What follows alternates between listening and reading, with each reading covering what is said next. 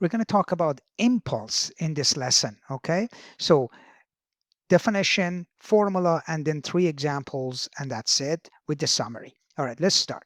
Impulse, which means change in momentum. But what does that actually mean? Well, impulse is the effect of a force acting over a time interval. Or you can also think of it as how much force changes the motion of the object. The formula for that is J equal to F delta T. By the way, why is it J? Just a placeholder.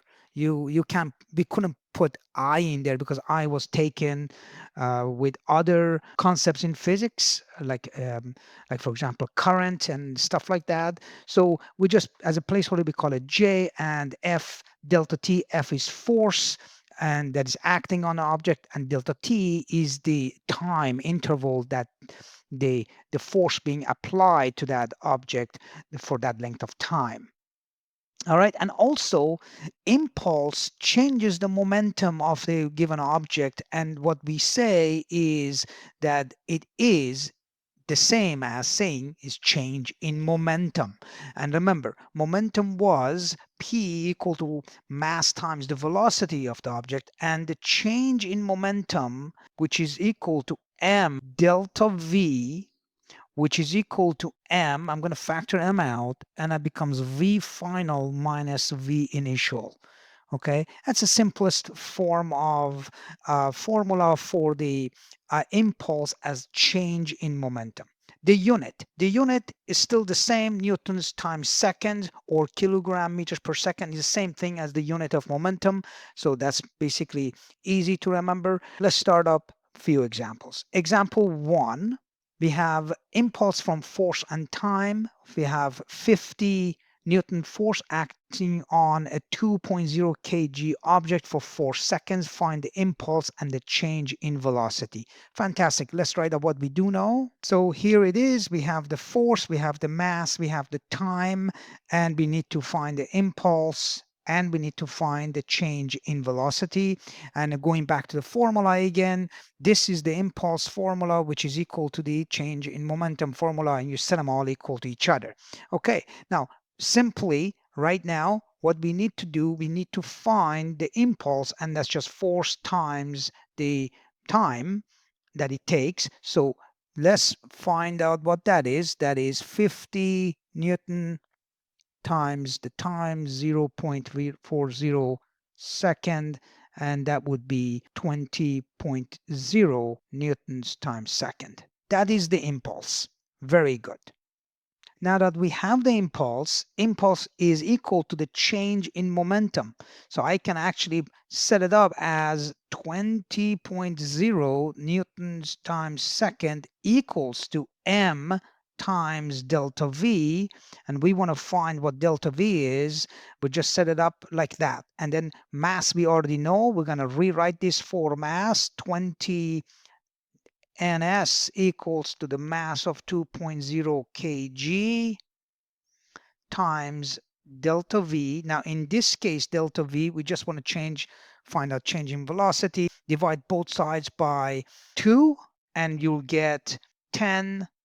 This is delta v is equal to 10 meters per second. So what does that mean? Well, that means that when the force of 50 Newton acting on this object for 4 seconds, the velocity increases to 10 meters per second. That's what it means, okay? So this is an increase in velocity, okay? That's what it means. Excellent. Let's look at another question. Here's a question where you want to find final velocity from impulse. Okay, we have a .15 baseball is thrown at 22 meters per second and leaves the bat at 38 meters per second. So the person is hitting it in the opposite direction. Very nice. Find the impulse on the ball. Now, there is a convention that we have to set up. Let right direction be a positive value, because remember, momentum and impulse are both vectors, right? Direction matters. All right.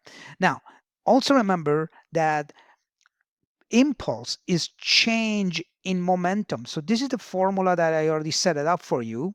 right? So that's simple. Now, the very first thing that we need to know, we need to figure out what is what. And in this case, we have two set up here. One is the initial velocity and then final velocity. And each of these ones, they have meters per second, by the way, and then meters per second. The direction matters in here. And of course, we have the mass equals to 0.15 kg. All right, let's use the change in momentum. Whatever that is your impulse, okay? So J equals to delta P, which is equal to, and now we're going to set it up. M is 0.15 kg, and then V final is hitting it negative 38 meters per second, and then minus 22 meters per second. Okay, that's the differential between the two. Don't forget, there is a minus in here in the formula. The change in velocity is V final minus V initial. That's a common mistake that a lot of students make. They add. You shouldn't be doing that. Change in velocity is always V final minus V initial. All right, let's do the math in this one. This is 0.15 kg. And then what you will get here is negative 60 meters per second. And the final answer will be J will be negative 9.0 newtons per second. And this negative gives you the direction that is to the left. Okay? And that's the answer to this question. Let's look at another question. So in example 3, we're going to deal with force from impulse. So we got a 1.8 kg cart experiences an impulse of 12 newtons times seconds over 0.60 seconds. First question, find the average force. Second question, find the acceleration of the cart. All right, so we have all the information here. I set it up for you. So let's go ahead and find the force first using the impulse formula, which is F times delta T. This is just straightforward. So we do have 12 Newton times seconds. We want to find what the force, average force is in that is applied during the 0.60 seconds. So it's simply you divide both sides by 0.6 and you will get 20 Newton. Here we go. So that's what we got. That's your part A. For part B, I'm going to put part B here. Find the acceleration of the cart when it experiences that impulse. Well, we're going to go back to Newton's second law, okay, which is F is equal to ma. All right, the original dynamic, the mother of all equations in dynamics, F equal to ma. So what do we have? Well, we have 20 Newton equals to mass 1.8 kg, and then multiply by acceleration.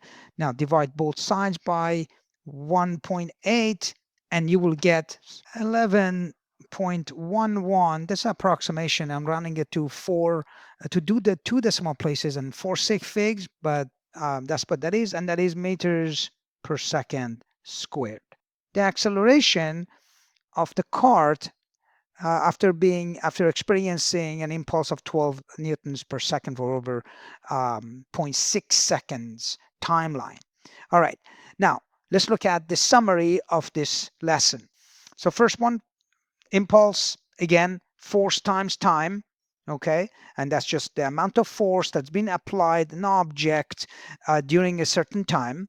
And impulse is also changes the momentum, or it is change in momentum. Same unit as momentum, newtons per second, or kilogram times meters per second. And then of course the sign convention because vector.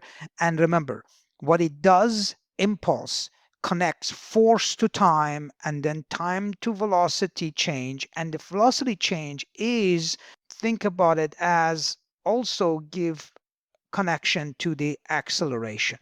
Okay, that's what that is. Don't forget to take the quiz in the description below and check out the next video in this series. Okay, until next time.